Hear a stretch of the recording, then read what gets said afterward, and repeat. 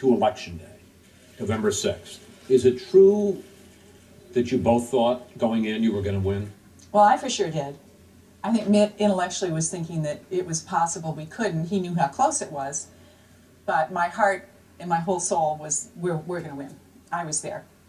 Yeah, I think we were convinced that we would win.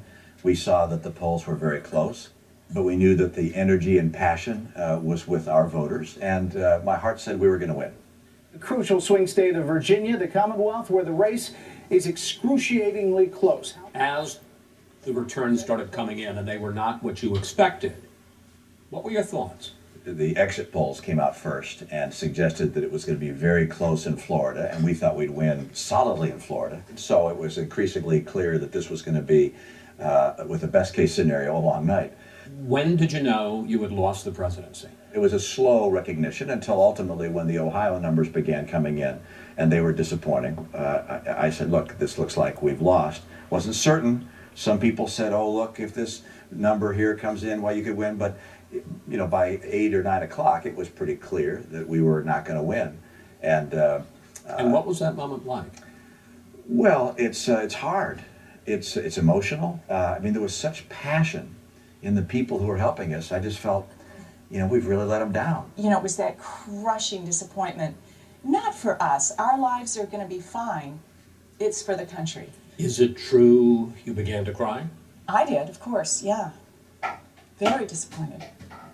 Cry for what? Cry, it's not sorrow for, oh my gosh, you know, our life, or, you know, this dream. The dream was to make a difference. The dream was to serve. Then you called the president, and you came downstairs and you delivered your formal concession. I so wish that I had been able to fulfill your hopes to lead the country in a different direction, but the nation chose another leader, and so Ann and I join with you to earnestly pray for him and for this great nation. It was all the people who had helped that counted on us that came to my mind. As I got up to speak and I look around that room and I saw the people who were there, and I believed I could have made a difference for the people of this country. And you think, gosh, I just haven't been able to get the job done. And it was very hard. In a flash, it was all gone. Secret Service, the crowds, the intensity, the minute-by-minute schedule, and suddenly nothing. How tough is that? It's an adjustment. You know, it's interesting. In our church, we're used to serving. And, you know, you can be in a very high position, but you recognize you're serving, and then all of a sudden you're released and you're nobody. And we're used to that. It's like we came and stepped forward to serve. But the good news is, fortunately, we like each other. And we like being with each other. That's our life. I mean, our life is the life we have with each other, and with 5 sons, 5 daughters-in-law, and 20 grandchildren. That's our life. That's who we are. But isn't it tough when suddenly the Secret Service... Well, it's different, but it's like, you know, riding on a roller coaster. We were on a roller coaster, exciting and thrilling, ups and downs, but the ride ends, and then you get off. And it's not like, oh, can't we be on a roller coaster the rest of our life? It's like, no, the ride's over. So let me ask you about the months from November till now. Were there tears? Oh, for me, yeah. I cried. When you pour that much of your life and energy and passion into something, and you're disappointed by the outcome, it's sad. It's very hard. Governor, second guessing, anger, depression? No, you look back at the campaign and say, okay, what did the president do well? And you acknowledge that his campaign did a number of things very effectively. Of course, you rehearse all the mistakes that you made, and I went through a number of my mistakes, I'm sure, and then you think about the things that were out of our control, but you move on. I mean, I don't spend my life looking back. It's like, okay, what are we going to do next? Governor, we began to see random pictures of you pumping your own gas with your hair messed up, hugging Ann in the kitchen, hanging out with the kids at Disneyland. Did you have a plan, or were you just trying to get through the day? No, we're just living our life. Obviously people would see us in various places, either walking along the beach or, in this case, getting gas for the car, and they'd take out their cell phones and take a picture. None of those were done by professional photographers, or I might have, you know, combed my hair seeing them coming. But no, we're just living our life. Mrs. Romney, as we sit here right now, have you gotten over the defeat, or is that going to take more time? I think it takes time. I think I'm mostly, you know, the great Princess Bride line, mostly did. I'm mostly over it. But not completely. You have moments where you know, go back and feel the sorrow of the loss. And so, yeah, I think we're not mostly dead yet. A week after the election, Governor, you had a conference call with top donors in which you said that you blamed your defeat on the president giving away things. It's a proven political strategy, which is give a bunch of money from the government to a group, and guess what? They'll vote for you. To some people, it sounded like the remark you made in your campaign about 47% of Americans looking for handouts. The president had the power of incumbency. Obamacare was very attractive, particularly those without health insurance. And they came out in large numbers to vote, so that was part of a successful campaign. But fairly or not, you know, a lot of Republican leaders roasted you for those remarks. Iowa Governor Branstad, my feeling is we need to turn the page. GOP strategist Ed Rogers, you can exit the stage anytime and no one will mourn. Did that hurt? Did you feel in a sense you were being pushed out of the party? I'm not going to second guess what other people have to say. Look, I don't look back. I look forward. You never like it, and and I never like it, and I'm like a she lion when it comes to defending Mitt, and I know his heart, I know his abilities, I know he would have been a fabulous president, and I mourn the fact that he's not there, and it would have been much better for America, I believe, in my heart, that if he had been there right now. We're going to talk to your husband separately. You're going to have to just sit here for a minute, but I want to ask Mrs. Romney a few questions. Well, that's going to be hard. All right, well. I'll say nothing. Why do you think he lost? I think they had a better ground game, and I think we were not aware. You know, we certainly had the passion coming from our side, and I don't think we were as aware of the passion that was coming from the other side. I think we were a little blindsided by that. Do you think that the two of you at all contributed to this image, which the other side certainly played up, that you were so wealthy that you were somehow out of touch with the concerns of the average American? And you know, that's a reality that you can't change. I mean, we are who we are.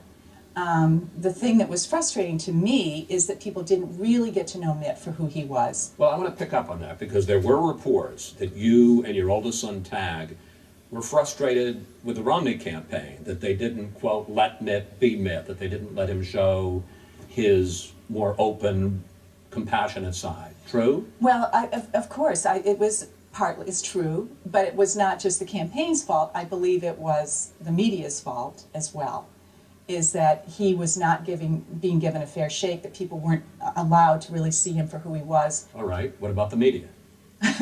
I'm happy to blame the media. Do you think the media was in the tank for Barack Obama? I think that it's anytime you're running for office, you always think that you're being portrayed unfairly. And, you know, we, of course, on our side believe that there's more bias in favor of the other side. I think that, you know, that's a pretty universally felt opinion. What do you think of the campaign that Barack Obama ran? I think, obviously, it was a winning campaign. It worked. Do you think it was fair? No. In what way? Portrayal of my husband. You know, he is an exceptional, wonderful person. She's not biased at all. I'm not biased.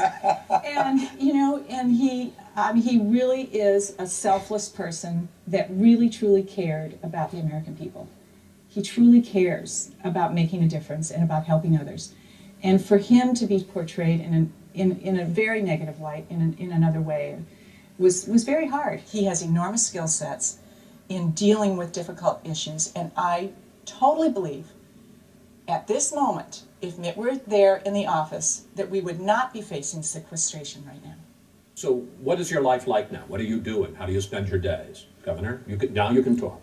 My turn. Yes, again. We've renamed our foundation, the Romney Foundation for Children.